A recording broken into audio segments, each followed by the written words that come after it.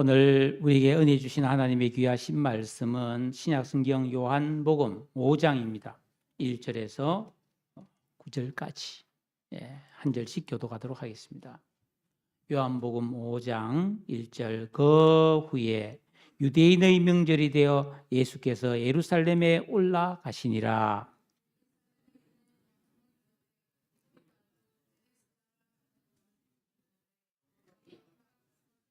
그 안에 많은 병자, 맹인, 다리 저는 사람, 혈기 마른 사람이 누워 물의 움직임을 기다리니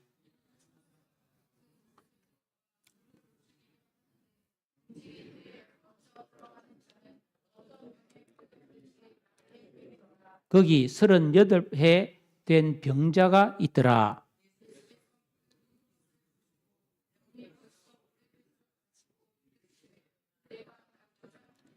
병자가 대답하되 주여 물이 움직일 때에 나를 못새에 넣어주는 사람이 없어 내가 가는 동안에 다른 사람이 먼저 내려가나이다.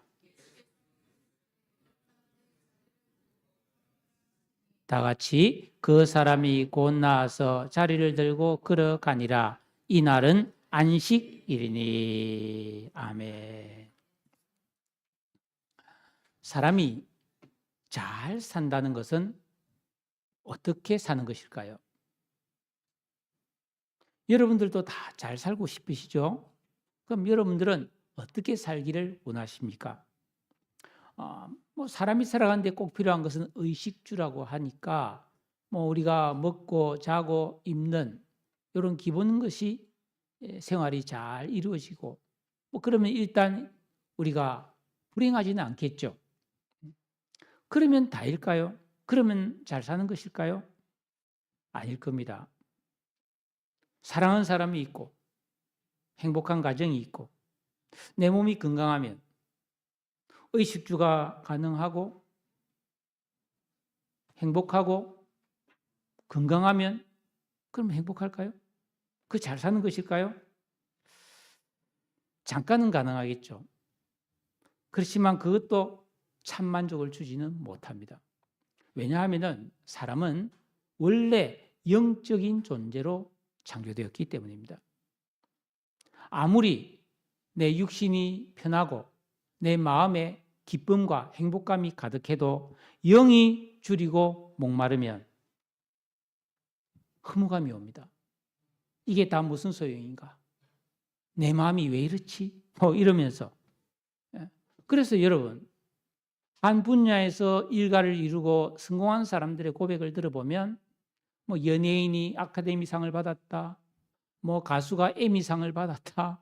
노벨상을 받았다. 많은 돈을 벌었다. 높은 자리에 올라갔다. 스포츠 선수가 MVP가 되고 우승을 했다. 굉장히 명예와 부와 인기를 얻죠. 그런데 본인은 정작 그런 화려한 잔치가 끝나고 나면 겨우 이것이란 말인가? 이게 다란 말인가? 이런 생각을 하면서 말할 수 없는 허무감에 사로잡히는 것. 이게 인간이라는 겁니다. 그러니까 우리는 사람이니까 사람이 과연 어떤 존재인가를 잘 모르고 사는 경우가 많죠. 우리는 신학교에 가면 인간론이라는 걸 배우거든요. 인간론. 인간이 어떤 존재인가를 배웁니다. 하나님이 어떤 존재인가? 예수님이 어떤 사람인가? 성령님은 어떤 존재인가? 인간은 어떤 존재인가? 어떻게 하면 사람이 구원을 받고 교회는 뭔가 이런 걸 다 배우게 되는데 제가 처음 인간론을 배우면서 제가 참 많이 깨달았어요. 저는 본래 믿음 생활을 처음부터 한 사람이 아니니까 위인전도 많이 읽고 철학책도 좀 읽고 많은 이야기를 읽으면서 인간에 대한 좀 긍정을 많이 갖고 있었어요. 위대한 사람, 아주 동양학적으로 보면 군자의 삶, 선비, 딸깍바리 정신, 그렇게 생각하면서 서양 철학에서 말하는 이성적인 사람, 이데아의 그런 경지에 오른 사람 그런 거에 대해서 많이 생각을 했단 말이에요. 근데 막상 우리가 성경적인 인간관을 보면은 이 사람이라는 존재가 얼마나 연약하고 허무한 존재인가 하는 것을 배우면서 저 자신도 많은 처음에는 혼란을 겪었지만은 그러나 시간이 갈수록 그게 정리가 되어서 지금은 어느 정도 인간 이해에 대한 그런 생각들을 정리하고 있습니다. 사람은 아무리 마음이 기쁘고 행복하고 육신적으로 아픈 것이 없고 아주 건강이 너무 좋아도 어디선가 더 좋은 만족을 구하게 되어 있습니다. 그거는 영적인 겁니다. 영혼이 고프면 진정한 만족이 없습니다. 그러다 보니까 요즘 이 우리나라를 보면은 전 국민의 60% 정도는 무종교다. 종교에 관심이 없다. 이런 설문조사가 나오고 있는데 각 교회에서도 올해 총회 결과 우리 교단을 비롯해서 감리교, 통합처 모든 교단의 이 신도수가 줄었다. 이런 보고가 나왔어요. 근데 우리만 아니에요. 불교도 지금 신도수가 줄고 그 스님으로 지원하는 그런 출가하는 사람이 없어서 골머리를 앓습니다. 천주교도 이제 종신서원을 하면서 그 신분의 길을 가거나 수녀의 길을 가는 사람이 자꾸 주는 거거든요.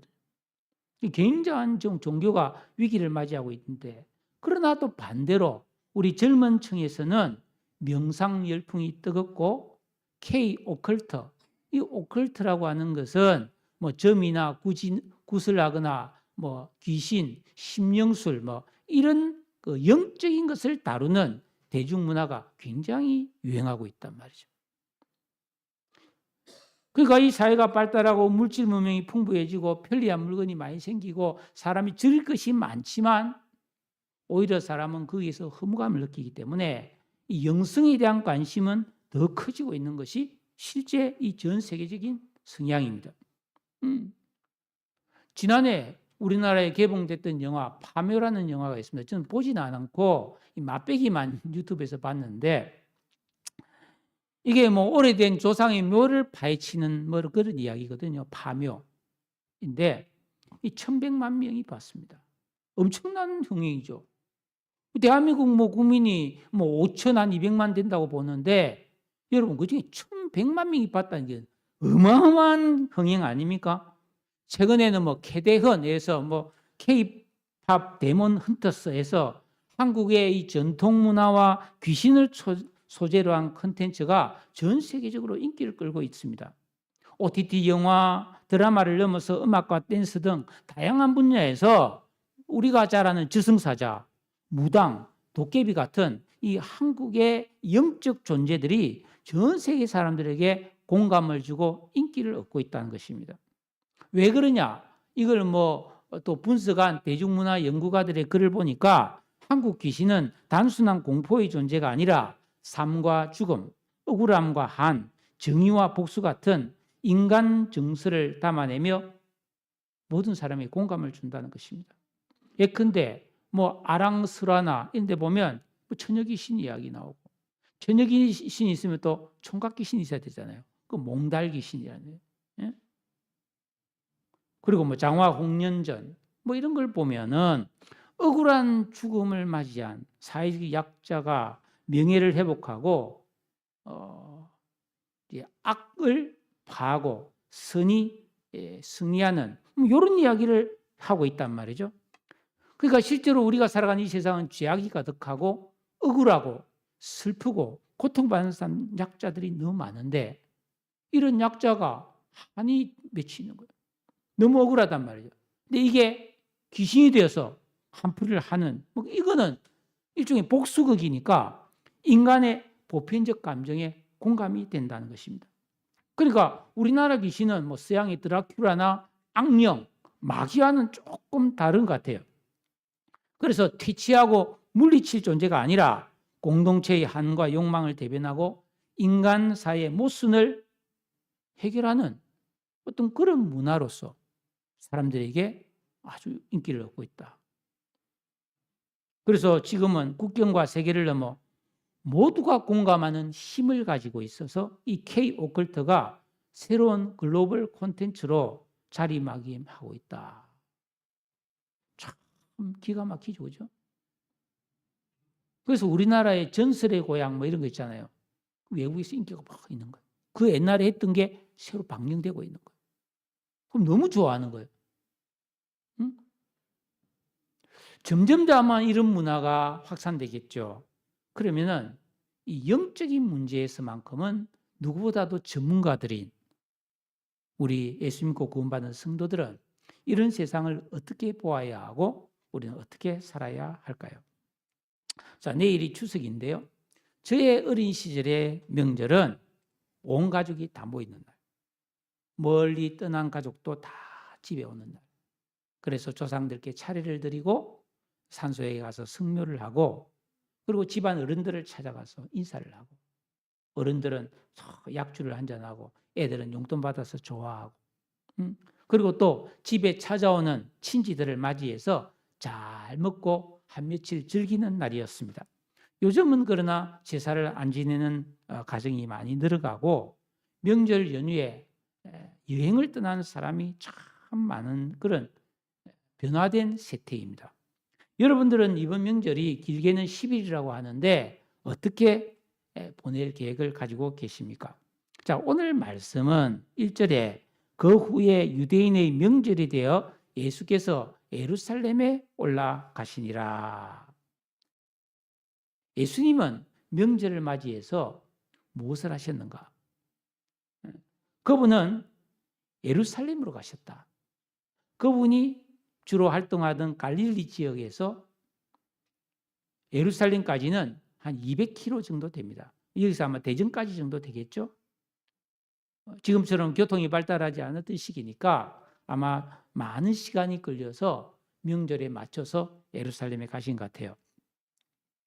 자, 우리는 누구나 단 한 번밖에 없는 인생을 살아가고 있는 사람들입니다. 그래서 가능하면 인생을 낭비하지 않고 남들보다 한 걸음이라도 앞서 살아서 인생의 유리한 고지를 차지하려고 너도 나도 너무 애를 쓰며 살고 있죠. 그래서 과거에는 초등학교나 중학교에 공부를 잘하면 월반을 시켜줬어요. 초등학교 2학년짜리가 공부를 잘하면 3학년을 뛰어넘어서 4학년을 올려주는 거예요. 반대로 공부를 못해서 낙제를 하면은 같은 학년을 1년 더 해야 되는 그런 제도가 있었습니다. 그러니까 똑같은 나이에 똑같이 학교를 입학했어도 경우에 따라서 2년 차이가 나고 3년 차이가 날 수가 있어요. 훨씬 빨리 사회에 진출할 수가 있었죠. 그래서 희비가 엇갈렸습니다.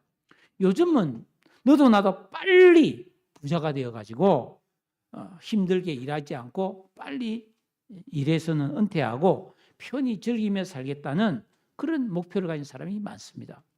그래서 젊은이들은 코인에 투자를 하고 주식을 하고 부동산 투자를 하고 도박을 하고 이런 1억 천금을 노리는 사람들이 너무 많은 거예요. 그러나 그게 뜻대로 안 된단 말이죠. 그게 너무 힘든 일이라는 말이죠. 오히려 영끌이란 걸 해서 샅샅이 끌고 모으고 빚까지 내어서 부동산에 투자를 하거나 여러 가지 잘못된 그런 투자를 해서 많은 빚을 지고 폐가 망신하는 사람이 적지 않습니다. 그래서 멀쩡히 직장을 잘 다니는 사람이 빚으로 인해 노숙자가 되고 재기할 의욕을 잃어버리고 폐인처럼 살아가는 경우도 허다하다라는 겁니다. 그런 사람들은 이런 명절이 되면 얼마나 외롭고 슬프고 자신의 지난날의 삶의 결정에 대해서 후회하게 될까요? 여러분, 그런 사람들이 이 사회에서 재기할 수 있을까요? 쉽지 않을 겁니다. 그런데 우리가 성경을 읽어보면 그 인생의 밑바닥에 떨어져서 희망이라고는 전혀 없던 사람들이 예수님을 만남으로 새로운 삶을 얻게 되는 것을 많이 볼 수 있습니다. 지금처럼 투자를 잘못해서 경제적으로 몰락하는 사람은 성경에 나오지 않지만은 선천적으로 장애를 갖고 태어났다든지 앞을 못 본다든지 아주 중병에 걸렸다든지 아니면 사회적으로 여인이 여러 번 이렇게 버림을 받아서 이 피폐한 삶을 사는 사마리아 여인이라든지 세상의 손가락질을 받고 살던 삭개오라든지 이런 불치혈병 환자들, 사회적으로 매장된 사람들이 예수님을 만나서 완전히 새롭게 재기하는 모습을 성경에서 많이 볼 수가 있습니다. 오늘 우리가 읽은 말씀에도 무려 38년 동안 병에 걸려 자리 보존하고 있던 사람이 예수님을 만나서 기적처럼 치유되는 것을 볼 수가 있어요. 여러분 38년을 알았다면 어떻게 되겠습니까? 10대에 병이 걸렸다면 48세고 20대 혹은 결혼하고 30대에 병이 걸렸다면 이 사람은 68세입니다. 그러니까 인생의 젊음의 모든 젊은 때 좋은 시기를 병으로 알아 누워 있었다. 이 사람은 얼마나 피폐한 인생입니까? 얼마나 원망과 좌절감으로 어두운 삶을 살고 있었겠습니까? 그런데 이 사람이 찾아오신 예수님을 만남으로 단번에 병이 나와버렸단 말이에요. 이런 일이 가능합니까? 가능하죠. 하나님께는 능치 못하심이 없기 때문입니다. 1절 보면 그 후에라고 나오잖아요. 그럼 그 전에 무슨 일이 있었을까요? 요한복음 4장입니다. 거기 보면 예수님이 사마리아 우물가에서 한 여인을 만나서 그 참 온 동네 사람을 피해서 사는, 자기 스스로 인생을 부끄러워하면서 어둠 속에 사는 한 여인에게 복음을 전해서 그 삶을 완전히 새롭게 변화시켜주는 장면이 나왔죠. 그러니까 그 사마리아 사람들이 예수님에게 제발 여기 한 며칠 머물면서 우리에게 이 진리를 좀 가르쳐주세요 해서 예수님은 이틀 동안 그 사마리아에 머물다가 그 길을 떠나 4장 43절에 보면은 처음 기적을 행했던 갈릴리 가나, 물로 포도주를 만드셨던 그 길을 찾아갑니다. 거기 갔더니 왕의 신하, 아마 한때 궁중에서 고위직에 있었던데 아마 은퇴를 하고 고향에 내려와서 살고 있는 한 왕의 신하가 예수님을 찾아옵니다. 우리 아들이 병 걸려서 지금 죽게 되었으니까 와서 우리 아들 좀 치료해 주세요. 예수님께서 안 갑니다. 안 가고 돌아가시오. 아들이 나았을 것입니다. 가지도 않고 말씀으로 그 아들을 치료해 주셨어요. 그러니까 예수님은 어디를 가시든지 누구를 만나든지 복음을 전하시고 슬픔과 절망에 빠진 가련한 사람들에게 은혜와 사랑을 베풀어 주셨습니다. 그 후에 이제 유대인이 명절이 되어서 예수님은 그 예루살렘으로 가셨다는 것입니다. 이 명절이 어떤 명절인가? 유대인들에게는 유월절이다, 혹은 오순절이다, 장막절이다, 불임절이다, 여러 가지 명절이 있는데 정확하게 어떤 명절인지는 성경에 말하고 있지 않은데 아마 불임절일 것으로 보고 있습니다. 이 에스더스에 나오는 그 불임절입니다.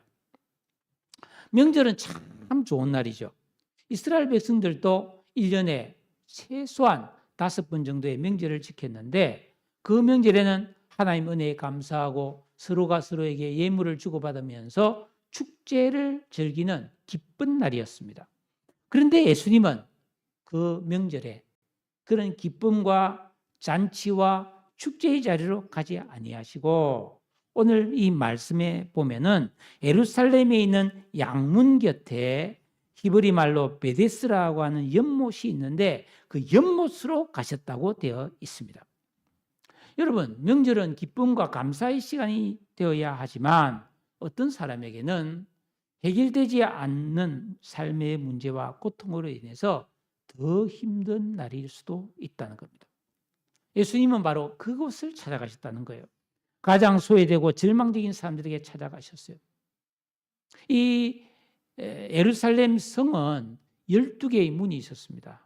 그래서 어떤 문은 주로 생선장수가 떠나드는 문은 어문, 그리고 이 양문이라고 하는 것은 가까이 양을 사고 파는 시장이 있어서 거기서 양을 사서 제사 드리기 위해서 들고 들어가는 문이라서 양문이라고 되어 있어요.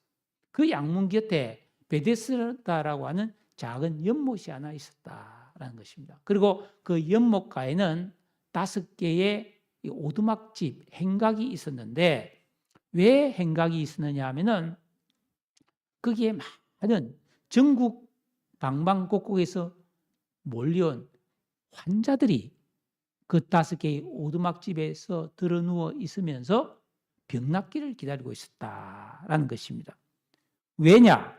오늘 이 말씀에 보니까 3절에 많은 병자, 맹인, 다리 저는 사람, 혈기 많은 사람들이 그 행각 안에 있으면서 누워 물의 움직임을 기다렸다. 이는 천사가 가끔 연못에 내려와 물을 움직이게 하는데 그 물이 움직인 후에 가장 먼저 들어가는 사람은 어떤 병에 걸렸든지 낫게 되밀어라. 그런데 여기 보면 요 물이 움직여서 그 물에 움직임이 끝난 후에 제일 먼저 들어가면 병이 난다는 말이 괄호로 되어 있잖아요. 이거는 사실이 아니라는 거예요. 하나님의 말씀이 아니고 그런 소문이 떠돌았다는 겁니다. 그래서 이 소문에 의지해서 천국에서 많은 병자들이 몰려와서 그 연못가에 노숙을 하면서 하염없이 낫기를 기다리며 하루하루 살고 있었다라는 것입니다. 지푸라기라도 잡는 심정이었겠죠. 사랑하는 성도 여러분, 한번 상상해 보십시오. 그 오두막집은 얼마나 초라했겠으며 그 안의 상황은 얼마나 목불인견이었겠습니까? 눈 뜨고 볼 수 없었겠죠. 온갖 병에 걸린 사람들이 신음하며 고통하면서 아마 죽어간 나가는 사람도 있을 것이고 그러면서 막연하게 그 물이 아마 가늘천이었던 것 같아요. 때로 물이 막 휙 돌면서 거품이 볼 나는 그런 가늘천이었던 것 같은데 그 물이 움직이기를 기다리고 있었다는 거예요.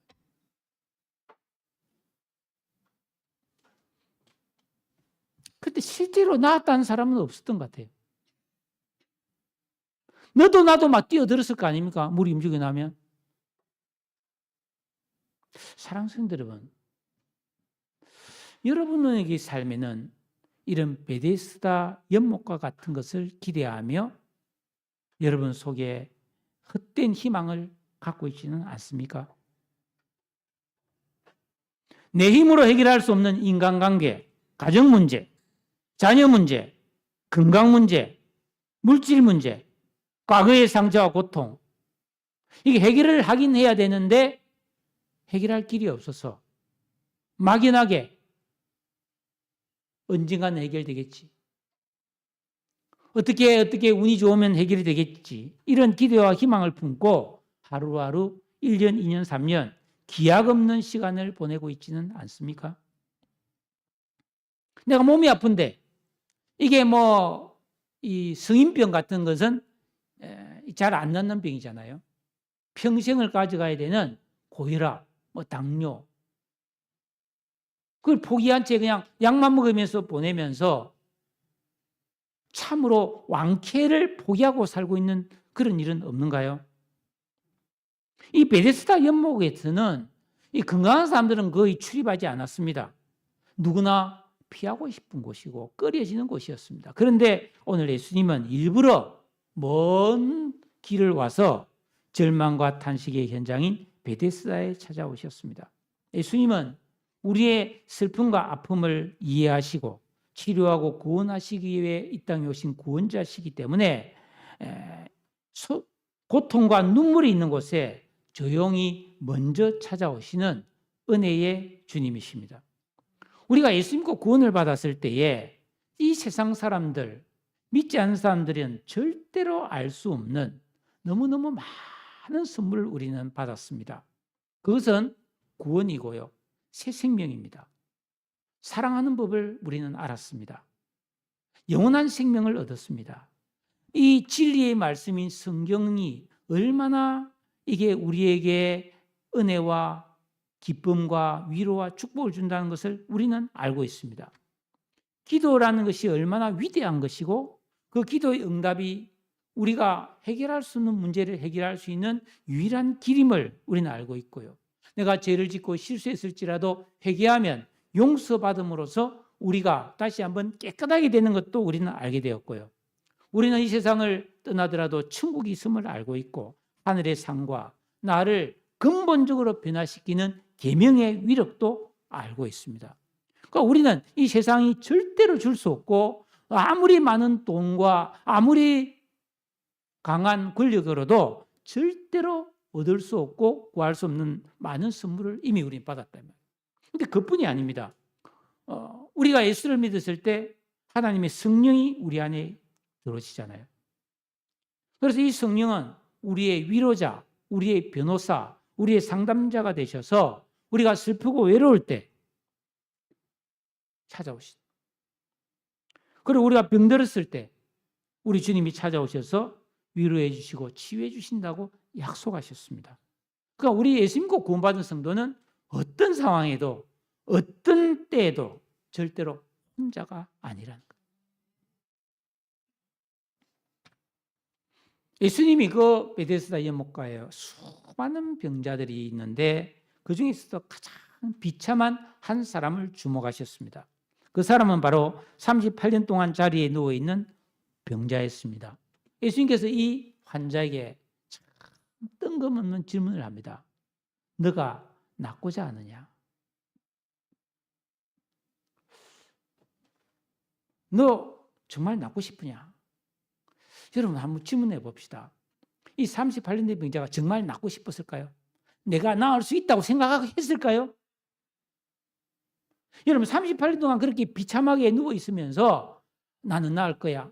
나는 나을 수 있어. 그런 생각을 여전히 그런 의지와 그런 희망이 있었을까요? 제가 볼 때는 없을 것 같아요. 왜냐하면 사람의 의지란 것은 너무너무 연약합니다. 고통이 길어지면 쉽게 포기해버립니다. 우리나라가 이렇게 자살률이 높은 이유가 뭡니까? 삶을 포기하겠다는 거 아닙니까? 어떤 절망에 사로잡혔다는 거 아니겠습니까? 여러분 하루에 우리나라 42명 정도가 매일 자살합니다. 매일. 그럼 끔찍하지 않습니까? 며칠 전에도 공무원 한 분이 그 대전 국가정보원 문제로 인해서 그 서기관이면 상당히 높은 직위에 올라간 분인데도 그 참 스스로 목숨을 끊었습니다. 참 기가 막힌 일이에요.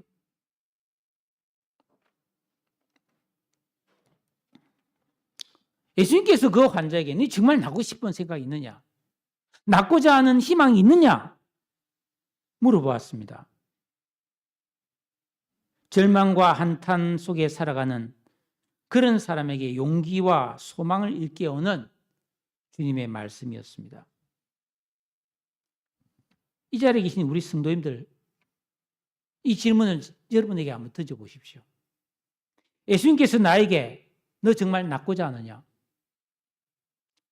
여기 우리 고등학생들도 몇 명 있는데 혹시 수학 포기했다면 다시 시작하셔야 돼요.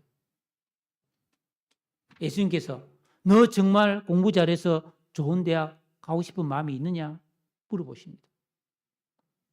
여기 보면은 만성적으로 허리가 아프고 다리가 아프고 위장이 안 좋고 혈압이 높고 그런 분에게 예수님이 물어봅니다. 너 정말 낫고 싶은 마음이 있느냐? 너 정말 치료받았으면 좋겠느냐? 경제적으로 어려운 분들, 딱히 벌이가 없는데 그래도 너 풍족한 삶을 살고 싶은 희망이 있느냐? 너 정말 잘 살고자 하는 열망이 있느냐? 이렇게 물어보신다면 여러분 뭐라고 대답하겠어요? 예수님 안 됩니다. 저 포기했습니다. 그냥 적당히 살래요. 그러시겠어요? 오늘 이 38년 된 병자는 희망 없는 사람이에요. 낫기를 포기했을 수도 있어요. 그런데 예수님은 너 낫고 싶으냐? 너 정말 건강하게 되고자 하는 그런 희망을 가지고 있느냐? 물어보시는 겁니다. 혹시 나는 안 돼. 너무 힘들어. 늦었어. 이런 포기와 절망감에 빠져 있지는 않는가? 인간관계, 가정생활, 직장생활, 사업을 하면서 힘들어서 포기하고 마음을 놓아버리고 싶은 심정이 들 때가 있는 것은 사실이죠. 누구나. 그런데 예수님은 지금도 앞으로도 계속 나에게 질문하십니다. 너 낫고 싶으냐? 너 정말 잘 되고 싶은 마음을 지금도 하고 있느냐? 너 정말 자랑스러운 인생을 살고 싶으냐? 네가 원래 꿈꾸었던 그 꿈을 이루고 싶으냐? 물어보십니다.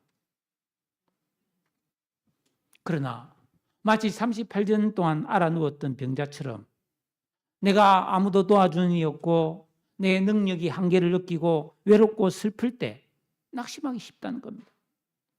그런데 우리 그리스도인들은 낙심하면 안 됩니다. 왜냐하면 우리가 낙심할 수밖에 없고 절망할 수밖에 없는 상황일지라도 내 자신을 의지하지 말고 나를 구원하신 예수 그리스도, 나의 아버지 되신 하나님을 의지하고 소망을 잃지 말아야 할 줄로 믿습니다. 청년들 20대에 내 인생은 이제 종쳤다고 생각하면 큰 착각입니다. 지금 우리 청소년 청년들은 100세 시대 아닙니까? 어쩌면 120세까지도 살 수 있어요. 그럼 20대면 100년이나 남아있는데 뭘 못해요? 여러분, 이순신 장군 50대에 돌아가셨습니다. 세종대왕 몇 살까지 살았던 것 같아요? 60도 못 살았습니다. 위장병이 심했거든요. 여러분, 위대한 성인들이 50, 60도 못 살았음에도 불구하고 엄청난 업적을 이뤘지 않습니까? 지금 여기 70대 되신 분도 운 나쁘면 30년, 40년 더 살 수 있어요. 포기하기는 이릅니다. 여러분, 예수 믿고 구원받은 성도 여러분, 언제까지나 어린아이 신앙에 머물러 있겠습니까? 우리가 영적인 고지에 올라설 수 있어야 합니다. 그런데 예수님이 물어봅니다. 너 정말 그렇게 되고 싶으냐? 물어보는 거예요. 성도는 혼자가 아닙니다. 전능하신 주님께서는 구하는 자에게 은혜를 주십니다. 예수님께서 이 38년 된 병자에게 너 낫고자 하느냐 물어보자 이 병자는 완전 동문서답을 합니다. 엉뚱한 말을 합니다. 7절 우리 같이 한번 읽어볼까요? 7절 말씀 다 같이 한번 읽겠습니다. 시작.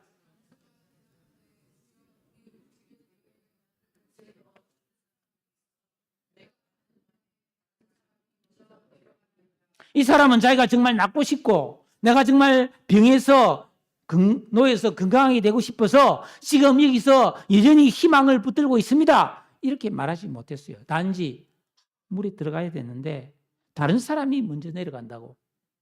누가 나를 좀 번쩍 들어서 빨리 물에 던져주지도 않는다고 원망하며 신세 한탄을 했습니다. 그러니까 이 환자는 앞으로도 영영 물에 들어가서 실제 낫는다 할지라도 나을 가능성은 0%입니다. 그렇잖아요. 그 정도 못하는데 어떻게 들어갑니까? 누가 이 사람을 위해서 제일 먼저 집어 던져 넣어주겠습니까? 자기 들어가기도 바쁜데.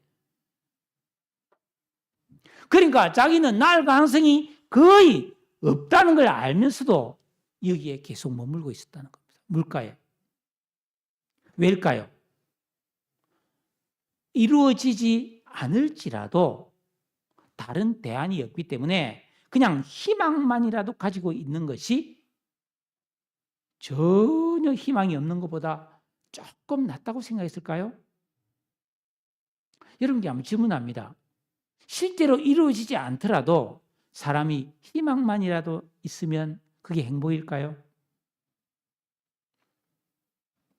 내가 막연하게 성공하고 싶고 우리 학생들은 좋은 대학 가고서 좋은 졸업해서 좋은 데 높은 연봉 받는 직장에 가고 멋있는 사람, 아름다운 사람과 결혼하고 행복하게 사는 그런 생각을 갖고는 있지만 막연하게 그런 기대는 갖고는 있지만 실제로는 아무것도 하지 않는 행복한 가정을 이루고 싶고 멋있게 살고 싶은 희망이 있기는 한데 사실은 그럴 가능성이 없다고 생각하고 포기한 채 신세 타령과 원망, 불평, 부정적인 생각으로 살고는 있는 사람들이 세상에 많습니다.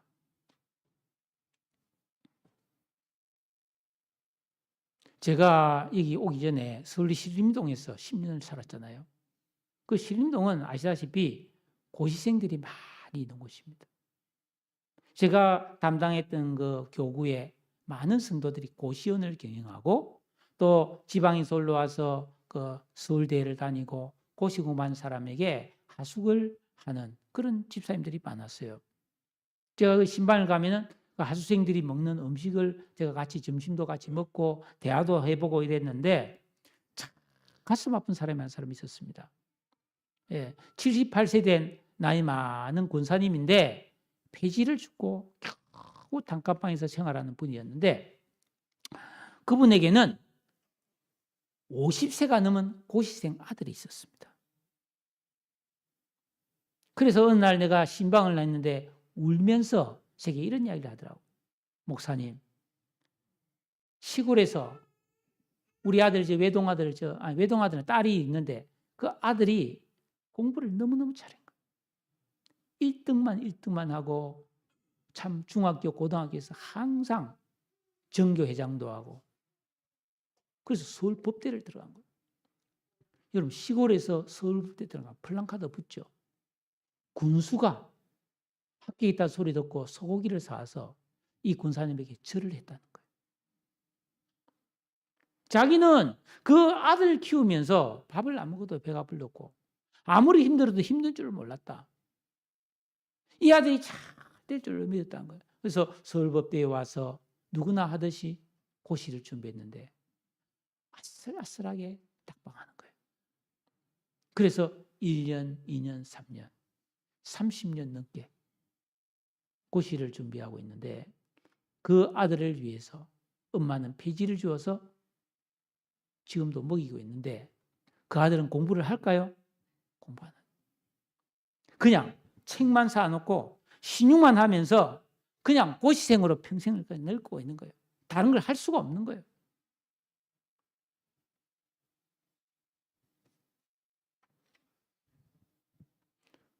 더 이상 이제 학교 갈 수가 없어요. 이제는 뭐 고시도 없어져 버렸잖아요. 지금 어찌든지 난 모르겠어요. 교회 안에도 이 세상에도 허황된 꿈을 가진 사람 참 많습니다. 우리 교회도 과거에 어떤 집사님이 멀쩡히 다니는 직장 그만두고 어떤 박사님을 만나가지고 뭐 당뇨 팬티에 약실해서 그 팬티 입으면 당뇨가 치료된다. 거기에 전 재산 투자하고 거기서 오래돼서 쫄딱 망한 사람도 있어요.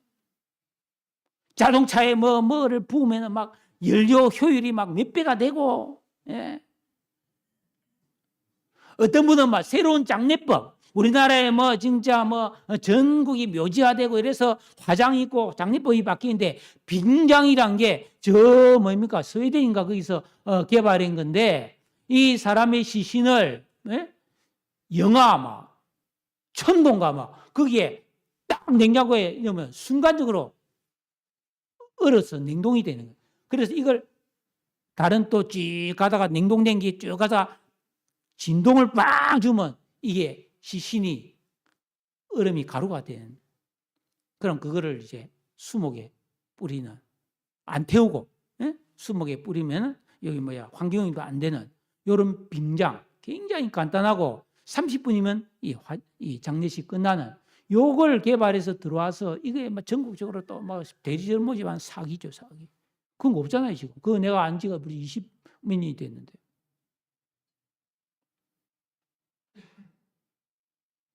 평생을 형사로 생활해가지고 돈도 많이 벌었어요. 그 신림동에 고시원, 4층짜리 고시원 건물에 막 아이들이 수십 명이 있고 막 돈 잘 버는 장로님이 있었어요.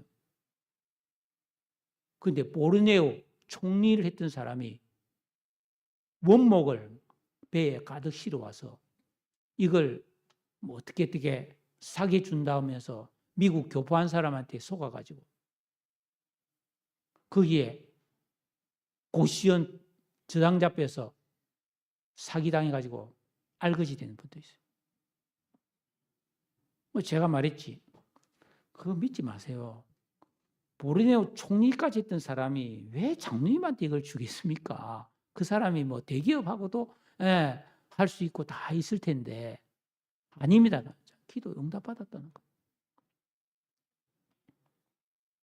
여러분 세상에 허황된 게 얼마나 많습니까? 지금도 막 대박 친다는 그런 거짓된 투자 권유가 얼마나 많나요? 거기에 물려가지고 전재산 탕진하고 퇴직금 탕진하고 노후자금 탕진한 사람이 하다 이 말. 여러분 그런 것에 인생을 걸겠습니까? 8절에 보면 예수님께서 이르시되 일어나 너의 자리를 들고 걸어가라 그랬습니다. 이 사람은 예수님을 알지도 못했고 말씀에 대한 기대도 하지 않았는데 우리 예수님께서 일방적으로 치료와 회복을 명령하셨습니다. 이 사람은 일어날 수 없는 사람이에요. 38년간 누워 있으면서 한 번도 일어나 본 적이 없는데 다리에 근육이 다 빠져서 뼈만 남았는데 어떻게 걷습니까? 그런데 예수님께서는 일어나라고 하신 것은 불가능을 가능하게 하시는 치료와 능력의 말씀이었습니다. 여러분, 다른 사람의 말은 듣지 않더라도 예수님의 말씀은 들으시기를 바랍니다. 이 사람은 그 말에 의지해서 일어나기만 하면 되는 것입니다. 또 자리를 들고 걸어가라고 하셨습니다. 다시는 누울 일이 없으니까 그 냄새나고 다 떨어진 그 자리를 치우라는 것입니다. 완전히 새로운 인생을 시작하라고 지금 말씀하고 있는 것입니다. 예수님께서 이 환자의 오랜 병을 말씀으로 완벽하게 치료해 주신 것을 알 수가 있습니다. 여러분이 예수 믿고 구원받아서 하나님께서 주시는 가장 큰 복은 뭐겠습니까? 첫째는 우리가 지옥 갈 죄에서 구원받은 거죠. 두 번째는 하나님 말씀입니다. 하나님 말씀. 하나님 말씀이 우리에게 주신 최고의 선물입니다. 우리의 삶에 하나님 말씀이 있어야 내 믿음, 내 능력, 내 노력, 내 실력을 넘어서는 은혜로운 삶을 살 수가 있어요. 하나님의 말씀에 은혜와 축복이 없으면 우리는 넘어지고 후회하고 운 나쁘게 너무너무 큰 문제를 만나면 낙심할 수밖에 없고 그러면 이루어질 수 없는 희망사항을 붙들고 그 희망을 위안 삼아 세월을 보낼 수밖에 없습니다. 얼마나 많은 사람들이 거짓 희망에 속으며 살고 있습니까? 미신에 사로잡히고 정치인들의 장밋빛 공약, 대박 같은 막연한 기대감. 그러나 하나님 말씀은 그런 것과는 다르죠. 빛이요, 능력이요, 축복이요. 실제적인 우리의 기쁨인 줄로 믿습니다. 그러니까 우리가 살아가는 데 필요한 것은 모험이나 막연한 근거 없는 희망이 아닙니다. 우리에게 정말 중요한 것은 하나님 주시는 은혜와 능력, 치유와 소망입니다. 이것이 하나님의 말씀에서 나오는 것입니다. 사랑하기에 우리에게 찾아오셔서 일어나라, 내 자리를 들고 걸어가라. 너 정말 낫고 싶으냐? 너 정말 좋아지고 싶으냐? 너 정말 행복하고 싶으냐? 물어보시는 것입니다. 아멘 하시기를 주의 이름으로 축원합니다. 그런데 9절에 보면 그 사람이 곧 일어나서 자리를 들고 걸어갔습니다. 기적이죠. 그런데 그 뒤에 있는 말이 묘해요. 이날은 안식일이니. 자, 우리가 생각하기에 이 38년 동안 병으로 누웠던 사람이 건강이 되었다면 누구나 박수치고 기뻐하고 축하해야 되겠죠? 그러나 꼭 그렇지만은 않은 것이 이 제많은 세상의 관습과 묵은 전통들입니다. 이날은 안식일이니 38년 된 병자가 단숨에 치료되는 좋은 일이 이 새로운 사회적 갈등이 시작되는 그런 불행이 시작됩니다. 10절에 보면 유대인들이 병 나은 사람에게 이르되 안식일에 너가 자리를 들고 가는 것이 옳지 않다니라. 유대인들은 엄직합니다. 안식일에 물건 들고 다니면 그 사람은 돌 맞아야 되는 거예요. 그런데 결국 이 병을 고치고 자리를 들고 가라 하신 분이 예수님이란 걸 알고 유대인들이 예수님을 박해합니다. 그러나 예수님은 17절에 보면 내 아버지께서 일하시니 나도 일한다 하시면서 자신이 이 땅에 구원자로 오신 메시아이심을 증거하셨습니다.